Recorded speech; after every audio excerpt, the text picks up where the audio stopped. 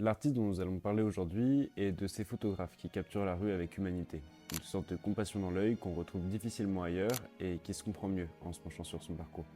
Aujourd'hui, on vous parle de Jill Friedman, la photographe qui faisait parler son cœur avec ses images. Tout commence à Pittsburgh, lorsqu'elle s'inscrit à l'université et choisit d'y étudier l'anthropologie et la sociologie. Si ces matières l'intéressent et lui offrent un nouveau regard sur le monde, Friedman ne rêve que de voyage.